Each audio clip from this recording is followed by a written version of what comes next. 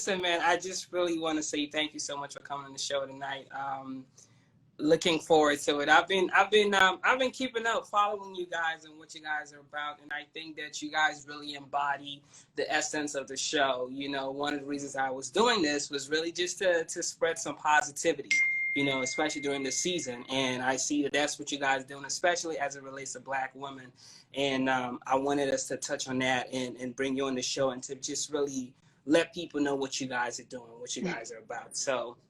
Yeah, so if you could just briefly give us like a backstory. A lot of you guys don't know. I mean, Janine has been in the radio business she was in the Philly market for over 13 years. And then before coming back to DC, it's been just doing a lot of amazing things. And if you could just give us a synopsis, you know, of your background in media and everything that you've been doing so far.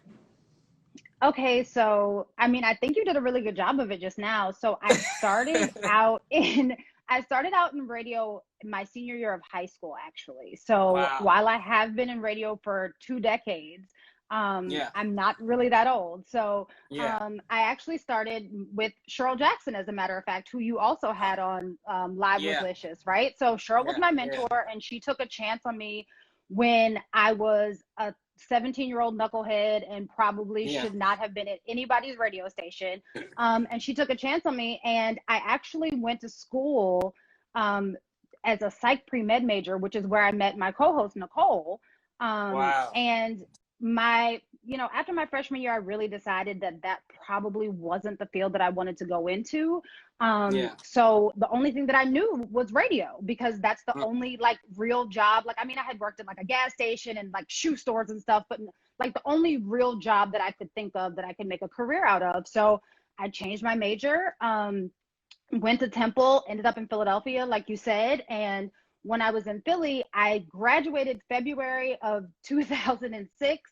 And by March of 2006, I had a full-time job, which is a blessing, right? Like most people, they have some time when they're out of college and they're looking for a job or, something in their field. And I had basically had a job waiting for me. So I'm grateful. I stayed in Philly for 13 years when I was working with iHeart. And after that, I decided, I was getting married. I wanted to move back home. Home is here in DC. And I was like, I want to move. And then, as you know, Kashawn reached out to me and I was like, I mean, I'm interested. And then I started working at Radio 1 DC, and the rest is history because I'm still there. And, I'm grateful, and it's allowed me so many opportunities. So that's pretty much my career in a nutshell. That's amazing. You are actually a doctor, you know? And tell us a little bit about what you do for a lot of people that don't know, because you're board certified OBGYN. So talk to us a little bit about that. So, and you're also a public speaker as well. You have a lot of jobs. I have a lot of jobs. So my main job is that I practice maternal fetal medicine, which is a subspecialty of OBGYN that only takes care of high-risk pregnant patients.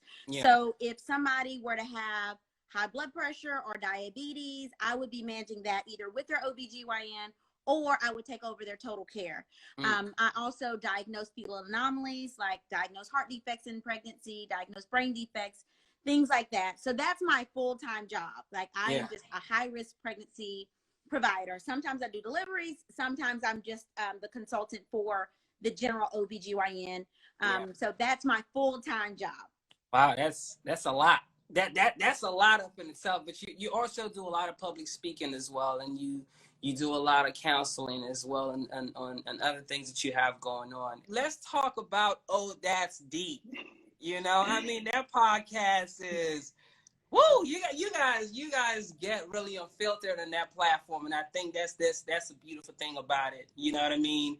And I want you to really take us back to, because you said you met your co-host while you were in school, but talk about why the decision to start this show. What was it about that time in that season that you guys said, you know what, we need something about this? Let's talk about how important this is and why you guys started this. Okay, so basically, the part that I don't think that people really realize is Nicole and I had not seen each other or talked to each other in decades, right? So this in 2021, it'll be our 20th anniversary of meeting each other, our 20th high school reunion, whatever. So when our freshman year of college was 20 years ago. And Nicole and I did not reconnect until the pandemic. And we reconnected because one of our friends, Sonia, who is, I don't want to say the mastermind, but she reconnected all of us and was like, we haven't really spoken and seen each other. And so I was like, well, why don't we put together a brunch? I'm an events person. So I was like, we can put together a virtual brunch. And so we literally had like a virtual brunch reunion of our freshman dorm, essentially, right? Wow. Like the group of girls that we hung out with our freshman year. And Nicole and I just reconnected and we were like, hey, like, let's do something, right? Like, and we thought of like things that we could do. Like, we thought of writing a book and like, starting a business. And we all were like, well, let's see what we can do right this moment, because we needed each other to like, kind of get through this pandemic, honestly. And this year has been hard. Like, it's been hard for everyone, right? But Nicole and I have gone through like some personal issues this year as well. So we were, like I say that it was like a blessing in disguise. Like, I did not know how much I needed Nicole until I had Nicole, right? Like, we hadn't seen each other in 20 years and we reconnected and we just started talking about issues, like not issues about like, the world and all of this stuff that's going on now, but more issues of like, hey girl, this is what's going on in my life. Like, have you ever been through this? Or have you ever been through this? Issues that we wouldn't normally talk about with our friends for fear of like shame or judgment or whatever. But because Nicole and I were friends, but not super close, as we reconnected, we were like, we really do talk about a lot. And so that's kind of what birthed the podcast. Like, we were like, we talk about a lot of things that we're sure that our other friends would like to talk about and other, Black and brown women would like to talk about, that we just don't have a platform to discuss. And so we were like, hey, what are we going to call it? And, we threw around a couple of names and we came up with, oh, that's deep. Like, because really what it gets into is we have surface level conversations, right? Like when you talk to your friends and you talk to your family, you talk about things on a very surface level because you don't want to be embarrassed. You don't want to be ashamed. You don't want people to judge you. So you kind of keep everything right here. And then when you kind of get deeper, it gets really deep, right? Like, it's like once you're in, you're all the way in. And that's kind of what we wanted to embody in this podcast. And that's what we did. Talk to me about why we need a safe space like that. You know what I'm saying? Why in this day and age, a podcast, a safe space, a platform that Black women can come on and we can be ourselves and be honest and they can talk about anything they want to talk about. How important is that? Sure. I think it's extremely important. So Janine and I, as she told you, we went to college together. She like ditched us and went to Temple. And I stayed at Xavier and finished there. Right. And then we didn't talk for a really long time until our friend Sonia, who is a mutual friend of ours that lives in Arkansas. So I'm in Houston, Janine's in the DMV area. Our friend Sonia is in Arkansas. Sort of like linked all of us back up together. And then Janine was like, we need to have this virtual brunch, right? And so the stress of the pandemic, I had friends that were losing their jobs. I had people that had their hours cut. Us personally, like my job personally, wanted to cut our hours back and cut our staff's hours back, which obviously meant we had to do our staff's job as well. Wow. And so we created the podcast, honestly, because we were just talking about so many things that were deep, right? That affect us every single day, that we needed to vent. And I think that for me, it's been almost like therapy, right? Like every week we can come together. And in the beginning of the podcast, we just talk about what happened that week, like what happened in your day-to-day that week. And for me, that is like just getting it all out, right? Now I talk to Janine all the time. And so we get daily therapy sessions. But I think that everyone needs a place like that to vent. Everyone needs that space and that friend that's going to be there for them. And the podcast, because there's so many people that are disconnected from their friends and family, this is a way for us to allow our listeners, our followers to know, hey, we're going through some of the same stuff that you're going through. And that thing you saw on the news, like, let's talk about how that affects us. Like that death that we saw, Black Lives Matter protests, like, let's talk about that and how we're really coping with that, because we internalize things so much and we don't get it out. And we realize if you're internalizing things and then all of a sudden somebody says one little thing to you, you blow up, right? Yeah.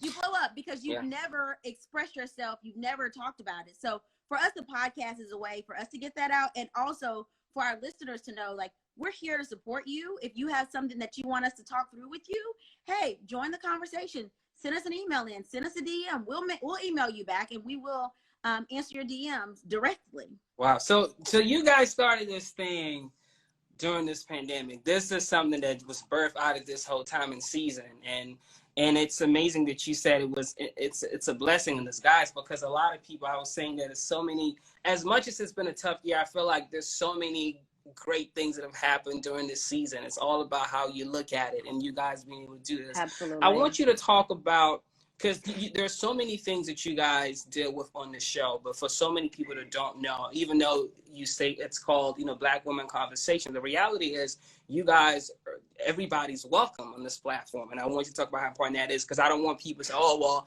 it's Black women. And then, well, if I'm not a Black woman, does that mean I can't jump in on the conversation? I want you to really make that clear for a lot of people that, may not know. So we have a lot of listeners, right? So our listeners vary in everything from age to to gender, to race, to ethnicity, religion. So it's not specific to Black and brown women, right? It's specific.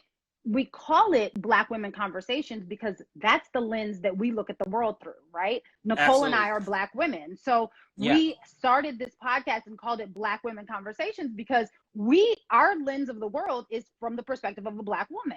But, we address all kinds of topics, right? And to no credit of Nicole and I, but some of our top listeners are Caucasian women, right? And it's, the one thing that I enjoy about the podcast is it allows people to see and hear perspectives, because oftentimes every episode we read a letter from someone that's written into us, and that, we get letters from men, we get letters from people who, are non-binary, we get letters from all kinds of people. So it's not just our perspective.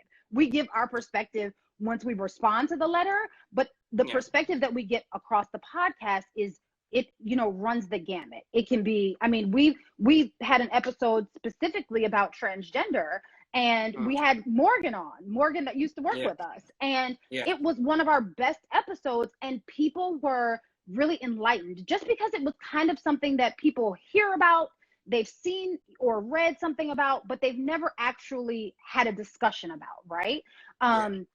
So it's those kinds of things that allow us to open it up to everyone, and we enjoy that, right? Like, I think that one of the things that I think more people should do with their platform is open it up to people that don't look like you, right? Because you really can't learn much from people that have your same experience, your same outlook. You learn when you learn a different perspective, a different outlook. You look at some, we were just recording the other day, and I was talking to a young lady who is of mixed race, and she was informing us that she's married to a Caucasian man who is a Trump supporter. And I was like, well, how does that work, right? Like, how does that work out? And when she explained it, I was like, you know what? I'm just as closed-minded, thinking that all Trump supporters are the same as I see them, right? So I was like, wow, like, it's not something that is super profound, but it's not something that you think about until you're in the situation. So we appreciate the fact that it's open to everybody, and we welcome other perspectives. Talk to me about, because you said something so key, and I didn't ask Janine this, but just in hearing you talk about this, it got me thinking. This whole process of just keeping stuff within and not really talking about it, and even the challenge that I see a lot of when it comes to even us as Black people going to therapy and seeking counseling. What do you think, and even being in healthcare, what do you think is really the reason why it's hard for us a lot of times to open up and talk about what we're going through? Is it something that you think it's from childhood, from our families? What do you think is the biggest issue with that? Well, I think it can be sometimes how you've been reared and what the expectations are of your family. But then we have to know that it's really that compounded by the expectations of society, right? So every day we're trying to debunk the stereotype of Black people, right? We're not We're not criminals. We're not liars. We're not gangbangers. We're not prostitutes. We're not hoes. We don't have 10 different baby daddies. Like, we're trying to debunk those myths, and try to debunk that is like, that's a lot of pressure, right? Yeah. And so you have so much pressure as Black people to just keep it together all the time. And so I think that is a reason that people tend to internalize things, because you can't possibly let your slip show. Yeah. What? You let your slip show? So I think that because people have to paint this perfect box, perfect picture, it's a lot of pressure. Because if you go into a meeting, I was talking to a friend of mine about this last week. If he goes into a meeting, right, and he starts to talk about, ramble about everything that's happened to him this week, then he's making an excuse, right? Oh, you just making an excuse. You came to the meeting late, you make an excuse. Right. But the Caucasian woman that goes into the meeting, and she may have lost a family member or something, she can spend 15 minutes talking about why she's late and why she lost that family member, and everybody's gonna be like, oh, woe is, oh, that's okay, you can take some time off. But the level of understanding is not there for us. And so I think that may be a reason that we are bottling stuff in and we're not talking about it. Yeah, absolutely. You know, I talk about Black women in America, in the world, you know, and I want you to, this might be something that may have a part 2 to it, but from your perspective, what are some of the issues that you see facing Black women today in America, and things that, because there's, the first part is the issues that you see, some of the issues that you see, and how can we begin the process of responding to that? You could just touch on that briefly. Oh, wow. So this, you know, that's a loaded question, and it has a lot of layers. But I would say that, you know, the obvious issues with our, you know, the race relations in this country, you know, I don't want to say we can overlook them, but those are issues that we constantly deal with, right? Like, we constantly deal with, you know, we're not paid the same, right? Like, we're not viewed the same. You know, our bodies are hypersexualized from a young age. There's a list, right? Like, I can literally list the things and the obstacles and the hurdles that you have to overcome as an African-American woman. But I think that those are things that are the common things that people talk about. Some of the things that we talk about more on the podcast is the things that we kind of unknowingly do to ourselves, right? Like the negative self-talk, the self-doubt. You know, a lot that we talk about is imposter syndrome, which is a thing, right? Where you don't feel like you believe what people are telling you, and you believe the negative talk from outside forces, and you kind of don't think that you're good enough. Like, you don't think that you deserve to be in a place. You don't think that you deserve the position, or deserve to have your voice heard, or deserve to have a seat at the table. Like, oftentimes we kind of defeat ourselves before we even get to fight the other, you know, our outside forces that are coming at us. So we discuss that a lot in the podcast. So there's a list of like things that the world does to us, right? And then there's a list of things that we kind of do to ourselves that we kind of need to take a step back and figure out where it originates from. Because oftentimes we don't know that we're doing it until we're in a situation and we kind of evaluate, like, why did that happen, right? We don't know why it happened until we're on the backside, and it's sometimes too late. So we kind of try to, you know, we talk a lot on the podcast about like positive self-talk. And positive self-talk will get you a lot further than you really think. Like, you don't realize that when you wake up in the morning, if you have a negative outlook on the day before you even start, that's pretty much going to set the tone for your day, right? And a lot of things, especially, you know, in the day of social media, you can wake up, open your phone before you even really get out of bed, or have, you know, your morning coffee, open your phone, and you've gotten a negative self-thought before you have even gotten out of the bed good, right?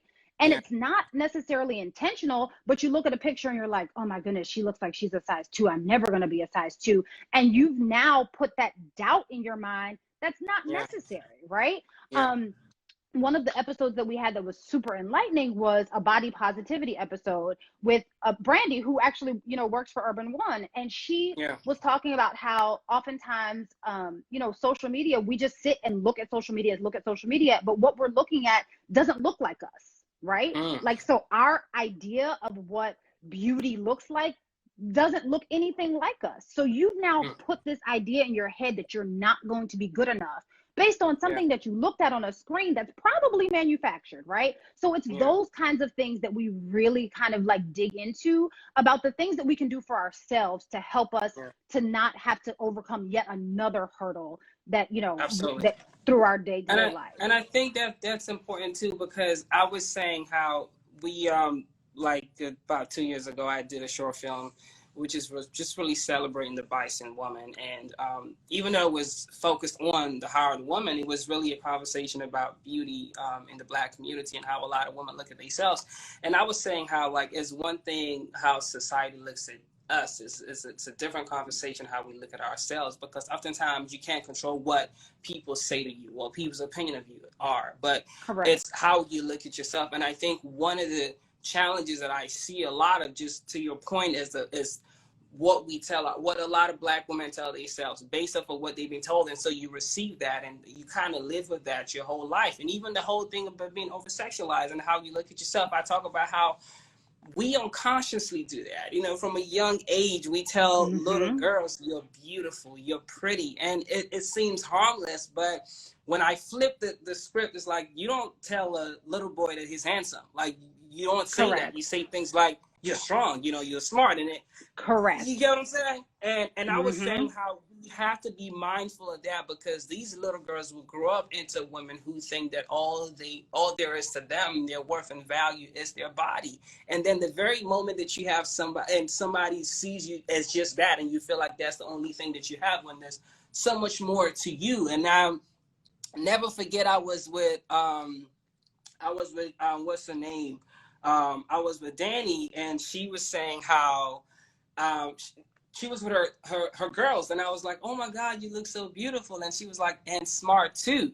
And we started a conversation about, like, why did you say that? She was like, well, because I don't want her growing up to think that all there is to her as a woman is just how physically attractive she is or beautiful. I want her to know there's so much more to her than that. And I want you to speak to that as it relates to women and how we're raising our girls, even men, in today's society, because I think, you know, a lot of these things begin in childhood. Like, there's so much we can't control when you go outside, but the foundation starts at home. And I want you to speak to parents, even who are tuning in this time, watching, how important it is to begin that process from an early age. I think that you hit the nail on the head. We don't tell our little boys, you're handsome, right? Like, maybe at Easter when we dress them up in a cute little Sunday suit, right? But like, we're not telling them that they're handsome. We're telling them that they're strong. But we also have negative talk to our young men, right? We tell them, don't cry. Men don't cry. Like, be strong, right? Like, and we kind of associate this idea of vulnerability with not being masculine, and that's not true. And we associate vulnerability with being feminine, and that's also not true. You know, masculinity and femininity are on a spectrum, right? And what that looks like to each person is very different. But, you know, back to what you were referring to, is it's really important that you explain to your young women of any race that you're smart, right? Like, that the only thing that you have to offer is not your body, right? Like, I have this saying, and this is just my personal preference. I don't want to have children, right? Because I feel like I'm, you know, this is not the reason why I don't want to have children, but I always say, like, I'm more than like a baby factory, right? Because my identity is not tied up in whether I produce a child or not, right? Just like my identity is not tied up into what I look like or how my body is shaped.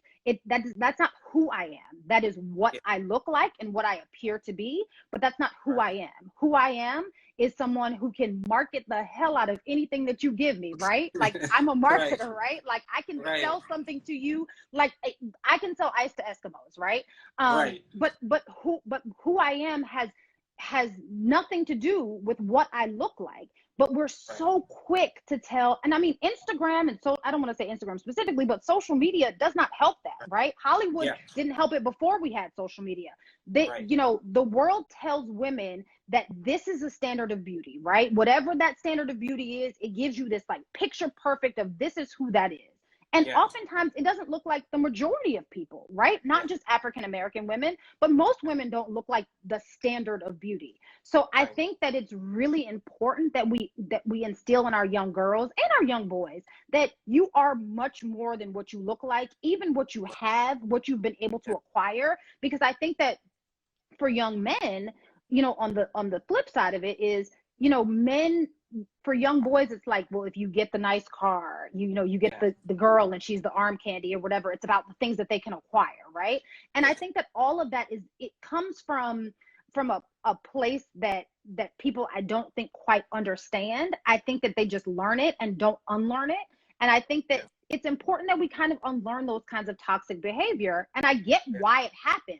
I don't think that people do it as out of ill will. I just think that it's our, you know, that's how we've been taught. Like boys are strong, girls are cute, they're supposed to be dainty, you know, they're supposed to be a little bit more submissive, whatever that is, right? And then boys are supposed to be strong and they're supposed to, you know, take on the roles or whatever, and they're supposed to protect the women. And I just think that it's, you know, in 2020, I think that we know enough to know that breeds, you know, both toxic masculinity, and it also breeds a generation of women that feel like, or has bred a generation of women that feel like what they have to offer the world is their body. And don't get me wrong, some people, if you're a model, a dancer, or whatever it is, and you make money off of your body, then by all means. But I'm saying women have more to offer in the world than just their body. I want you to talk about this podcast. Talk to me about one thing that, or some of the things that you want people to be able to take away from this. Someone who might have been new to it, who's never tuned in, that you hope, and even with you coming together and just putting this out there, one thing or a few things that you want people to be able to walk away with when they come in to tune in this podcast. Right. So when people tune into the podcast, I want them to realize that we're coming from an honest place. We're coming from a real place.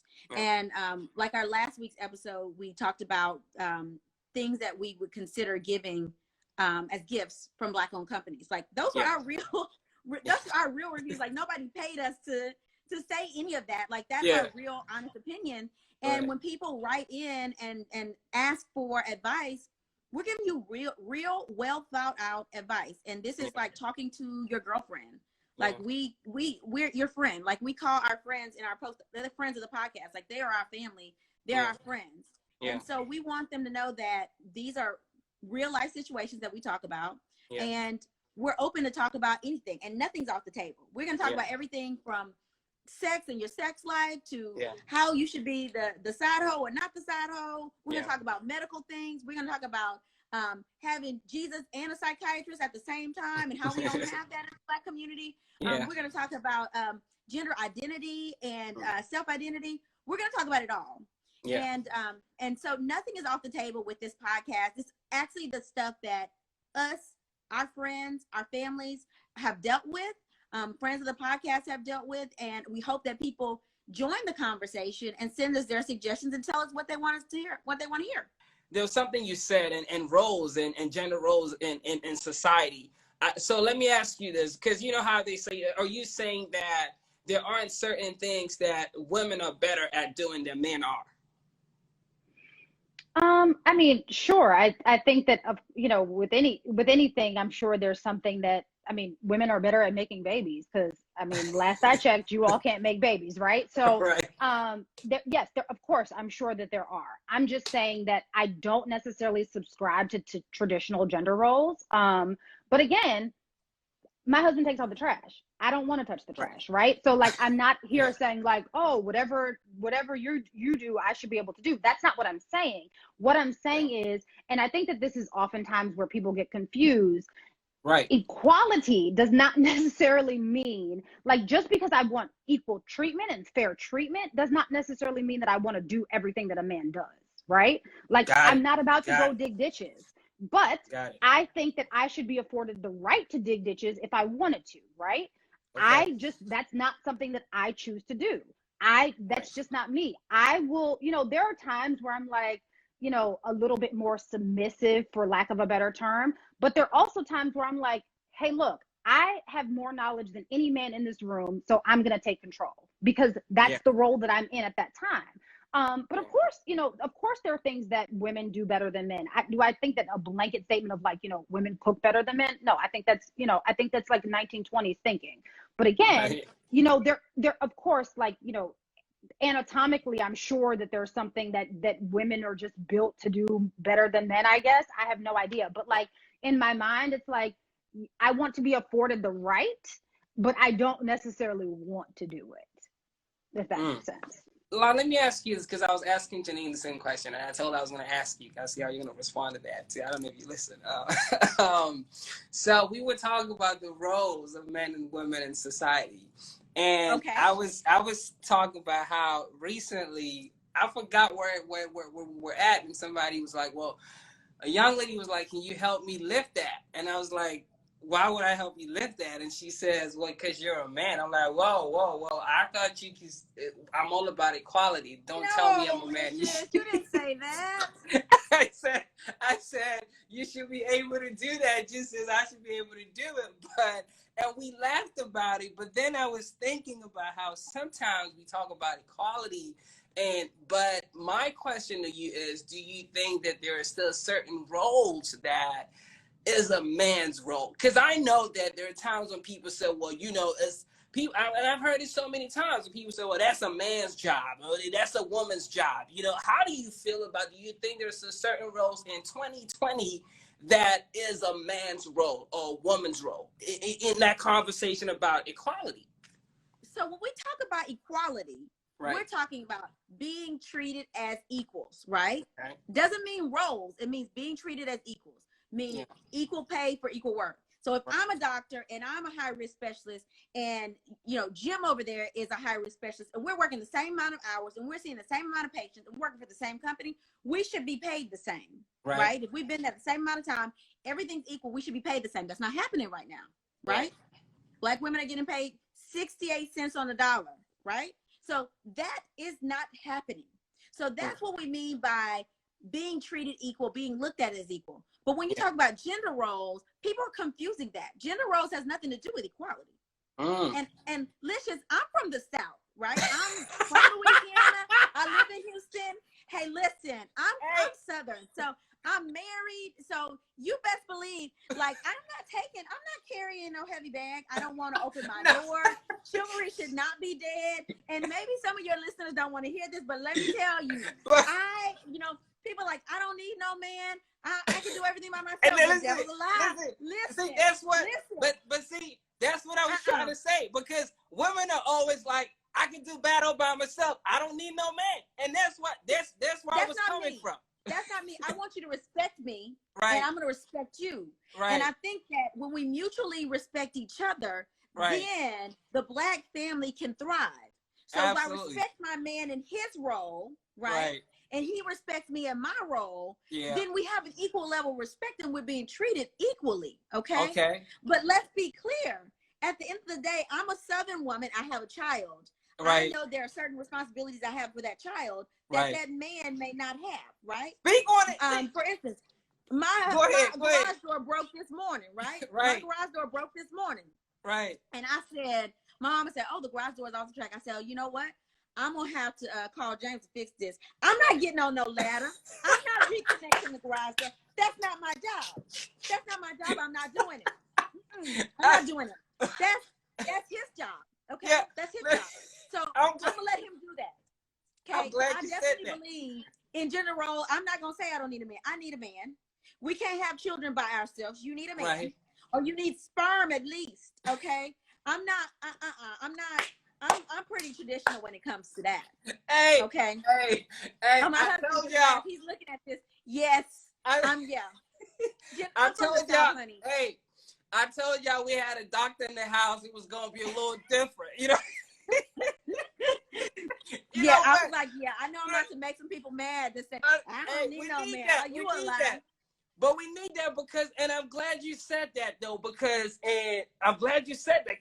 in 2020, you know, the whole, and I want you to talk about this, because I remember I had somebody on the show, and I was talking about this whole concept of the independent woman, you know, and where that comes from and what we really mean by that. And this whole notion of people saying, yo, I can do better by myself, I don't need, talk about that, because I think people confuse that whole notion of being because I believe just because there are roles that you need a man for, just because you're an independent woman does not mean that you don't need a man in your life in certain areas. And I think people confuse that a lot. And I was saying how there's so many things that a man can do beyond just the financial aspect of it. Because even in talking to a lot of young people, when they talk about I'm an independent woman, I said, what do you mean by that? Oh, I don't need a man I could pay for my own car note. I could pay for my own rent. I'm like, but wait a minute though. That whole, you saying that to me, what you're telling me is all that you look at a man to be is that he's supposed to be providing financially, and that's all there is. But I'm like, wait a minute, there's other things that a man is supposed to bring to the table beyond that. And I want you to touch on that whole confusion between this whole independent woman and needing a man. If you could just clarify that, because I feel like there's a lot of people that mix it up. So for me, most people would look at me as an independent woman, right? Right. So even before I got married, I had my own house, I had my own car, I was doing my own stuff, I had my own career, right? Right. So independently, I could function alone, right? So when you say independent woman, most men should want an independent woman. Now, I want an independent man. Right. I want you to be able to function without me, right? Absolutely. Because when we're coming together, then we're a team. Right? Nobody is dependent on that other person. So if something happens and you're in the hospital sick, the world is not going to end because one of us is not there. We have a child. If I can't be there to provide for my child temporarily, I know that my husband is able to step in and provide. We are both independent human beings, right? But we have our roles to play on the team.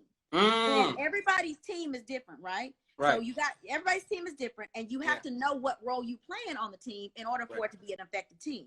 So independent woman, I hate that term independent because it means like, you know, people twist it around and say, I don't need a man. Well, no, you need to be independent. That's not you should be independent. Because don't no man want somebody that they have to provide for. That's a child, right? That's a child. If you can't be independent, then you're a child. I don't want a man that I have to take care of. Now, if you want to pay the bill, great. That's great. That's more money we can put in our savings. Because guess what? If we're a team, we're all saving. If you win, I win. And vice versa. So that is what I mean when I say independent. And I feel like most women that are independent should think that way. So it doesn't mean anything. It's not trying to belittle the man, or it shouldn't be trying to belittle the man. And for a man, that shouldn't be a turn off. It should be, hey, I want an independent woman because I need somebody that's gonna upgrade me. Absolutely. And not pull me down. That's what I'm talking about. That's what I'm talking. Hey, listen, I told you I was gonna be different, y'all. And I'm glad that you touched on that. I'm glad you touched on that because I was saying how, like, personally, I feel like it's cool. Like, I'm not threatened by a woman saying she's an independent woman. She can pay for her own gas. Hey, that's a blessing up in itself because I believe that as a man, there's so many other things that I bring to the table. Sometimes you need somebody to pray with you. Sometimes you need somebody to, and it's not just about the financial aspect of it. And I think that's where a lot of young people get it all mixed up when it comes to somebody say preach, dog. You know, people get it all mixed up when it comes to this whole notion of an independent woman. I'm gonna turn go in a different direction with you on here because we have a doctor in the house, and I had the opportunity of being in an interview session with Kathy Hughes and the mayor of DC, and we were talking about healthcare as it relates to Black women, and there were certain things that came up, and I want you to talk about, because I feel like there's so many things that people don't realize when it comes to the health system, healthcare, the industry in America as it relates to Black women. Some of the things that you see, some of the issues and challenges, because, you know, every time I try to tell people, they're like, well, Lysious, that's just an assumption. You're just making it up. But I think that when you hear a lot of people talk about the experiences and the reality is there's not that equality, even when it comes to the healthcare industry in this country. I want you to touch a little bit about that and some of the things that you see as it relates to Black women. So as it relates to Black women, because that's all I treat is Black women. So I see, definitely unequal treatment. I think that there are biases that are ingrained in each of us. And so I don't want to blame our Caucasian counterparts or people of other ethnicities, but, because of the stereotypes that's put out in today's society, how we're portrayed in the media, people get this bias, and they may have been raised to view Black people a certain way.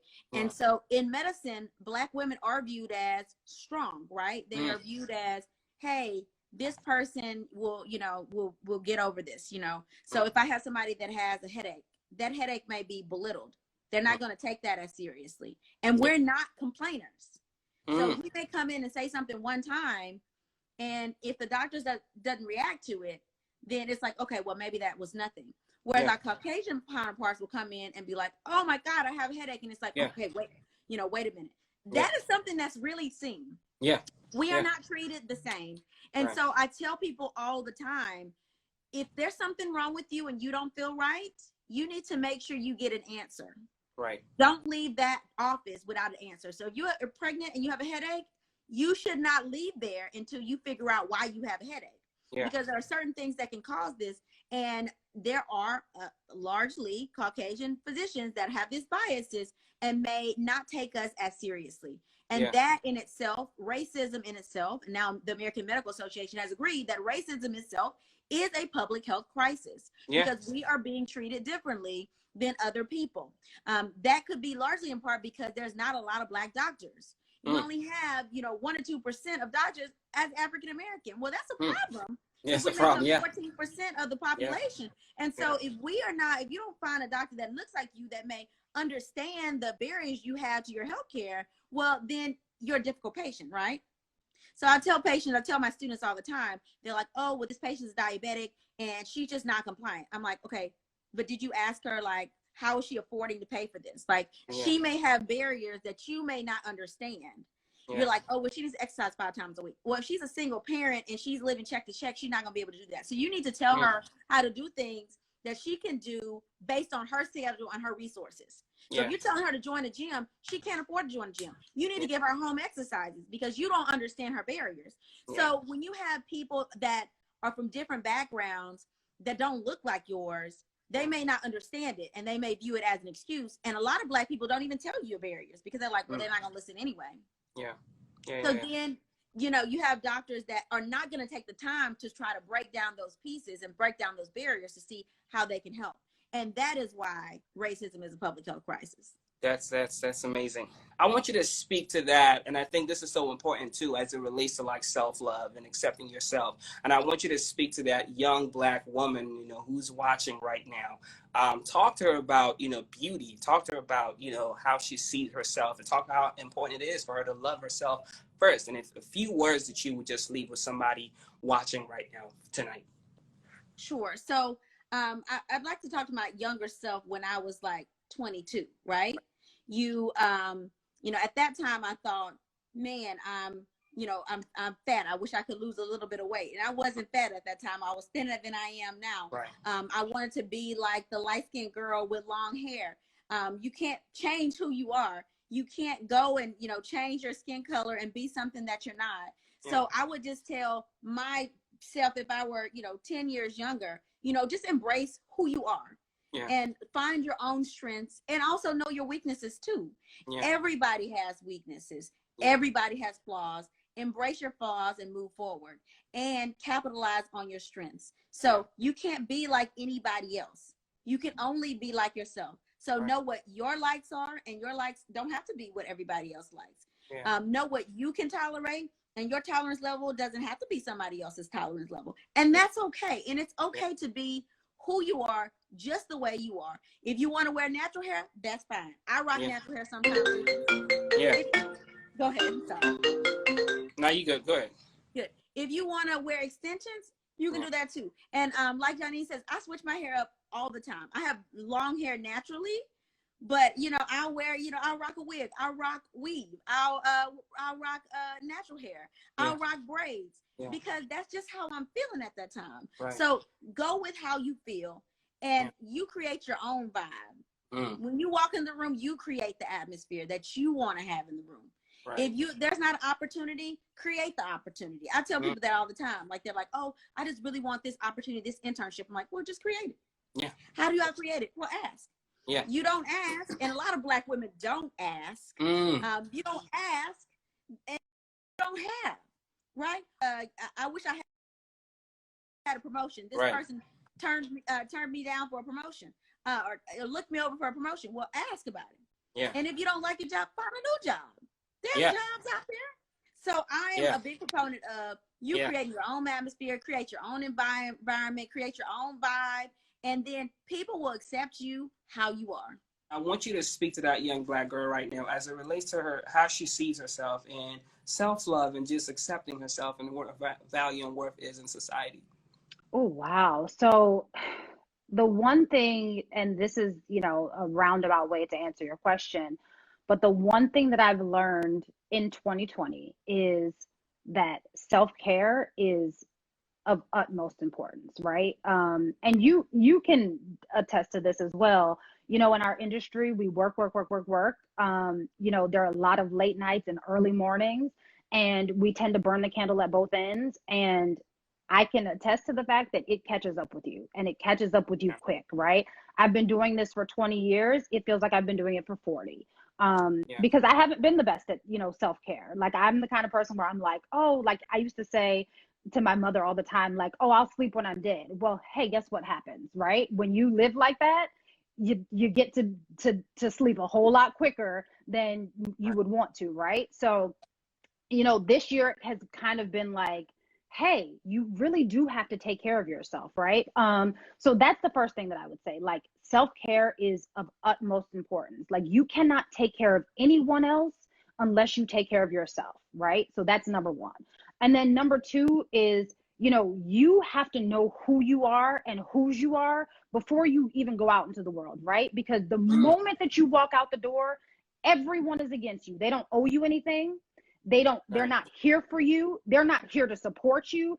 They're here for themselves, right? Like, the world is out. Everyone is out here trying to get what they can get for themselves to leave their mark on the world. They're not out here worried about you, right? Like, every once in a while and every now and again, you'll come across someone who genuinely, truly wants to help you succeed and truly wants to help you become, achieve your goals, but that's rare. Right? So you have to know who and whose you are before you step foot out of your door, right? And sometimes, depending on the kind of environment that you're raised in, before you even get out of bed, because sometimes the demon is in your house. So before you even get out of bed, you have to know, like, you have to be firm in your foundation. And whatever faith, religion it is that you believe in, make sure that you're strong in that, right? And then also protect your mental health, right?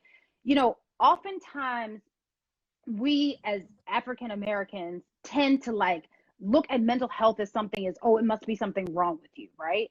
No, mental health is just that. You go to the doctor to get checkups for your regular health. Like, if you have a cough, you're like, okay, you go get a physical every year. Consider your psychiatrist or your counselor or your psychologist, whoever it is that you go see, pastoral counselor, whatever it may be. Consider that person your doctor. You need to go see them the same that you go see even if it's not weekly sessions or monthly sessions, have an annual checkup, because you don't necessarily know where your mental space is until it's derailed, right? And then it's trying to figure out, like, how do I get back to that place where I was 3-6 months ago? And you can't, because you've let it go on too long, right?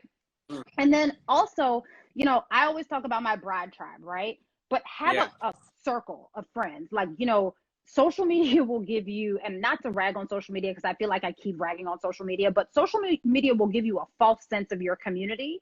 It'll give you a sense that, like, a lot of people love you, right? The group of people that love you probably can fit in your hand, right?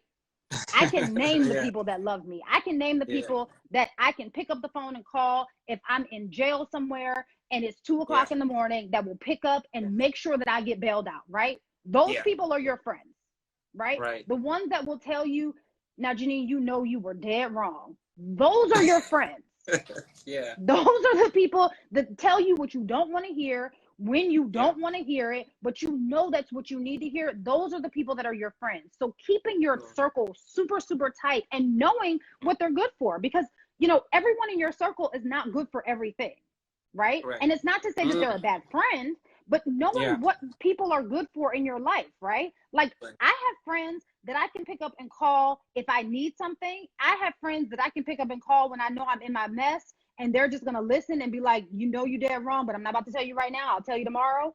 And then I have friends that I pick up the phone and call when I need somebody to pray me through the situation that I'm in right that moment, right? So know what your friends are good for. And really, I think that you know, how do I put this? I think that not the most important thing, but the thing that I think that we really, really need to learn is stop comparing yourself to other people. You are created to be who you are. There is only one Janine Renee Brunson Johnson, and you're looking at her, right? There's not another one. And there will not be another one. And God created me to be who I am, and I'm not going to try to be anybody else, because that's not my ministry. My ministry is to be this, right? And while this road that's my life are up and down and, you know, turns and twists that I would have never expected, this is what God created me for. God didn't create me to be Halle Berry, right? That's not who he wanted me to be. If he wanted me to be that, he would have made me Halle Berry, but he didn't, right? So I think that we need to say, like, be who you are, because you were created uniquely to be you. And whatever that looks like, you know, yes, I'm not saying like you can't take aspects of people's life that you like or admire. That's not what I'm saying. You can take that and apply it to your own life, but make sure that you stay true to who you are and who you were created to be, and who you are, you know, work on being who you are supposed to be and living your purpose, not someone else's. And I think that's really important. Like, I think the comparison thing, you know, the comparison game kills people, right? People are out here dying to be the next greatest this or the next greatest that. Just be who you are. The doors will open for you as they should, and will close for you as they should. And as long as you stay the course in the lane that you're supposed to be in, you'll succeed. It's inevitable. Just be who you are. I want you to talk to us about where we can listen to the podcast. What platforms can we listen to it? Okay, so the podcast is on all platforms. It's on Apple Podcasts, Spotify, Stitcher, radio.com. What are the other platforms? iHeart, right? So it's literally everywhere. If you turn on a podcast platform, whatever it may be, look up Oh That's and with the apostrophe, and it'll come up. It'll be the first one. If you type in Oh That's, you don't even have to type in the whole name, because I know that, you know, we're in a day of smaller typing.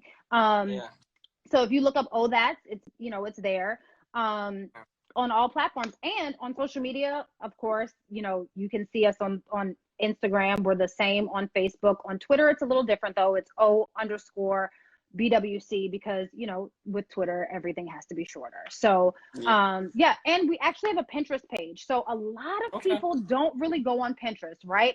But Nicole and I put things like hairstyles. Hair is really big for Black women. Hair is really big for women, period, right?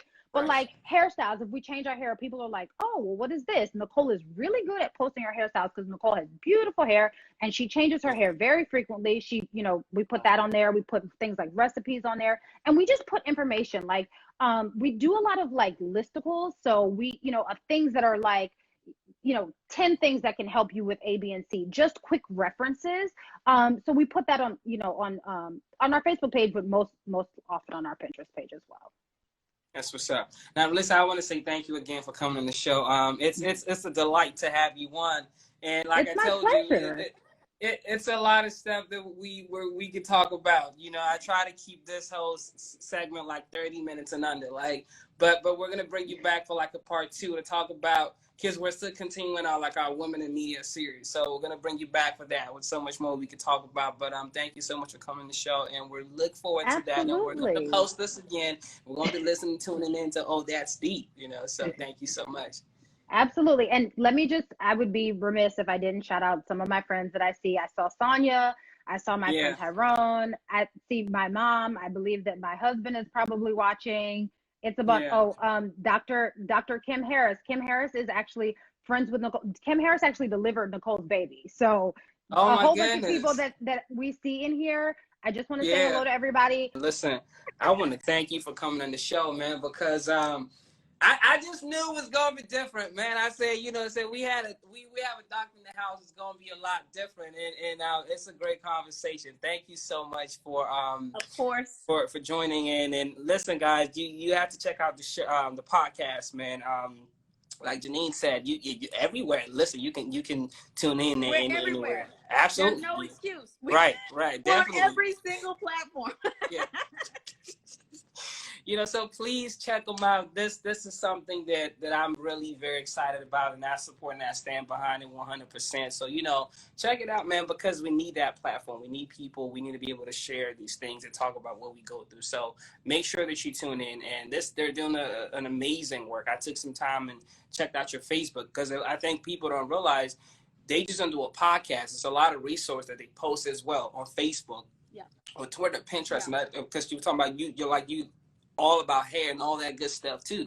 That's another thing for a lot of y'all. So do check it out. Support these women, man. I really do support them, and I'm excited about what they're doing. It's positive. We need more of that. You know what I'm saying? We definitely need more of that. Thank you so much for creating your platform. Oh, man. This platform to be able to discuss these things. Yeah. The lives that you do, they change lives. And so letting people know that you're there, letting people know that your opinion, that is special. And so I appreciate you for having us here tonight. Thank you. Appreciate you. Have a blessed evening. And thank you once again for coming on the show. Thanks so much. All Bye. Right.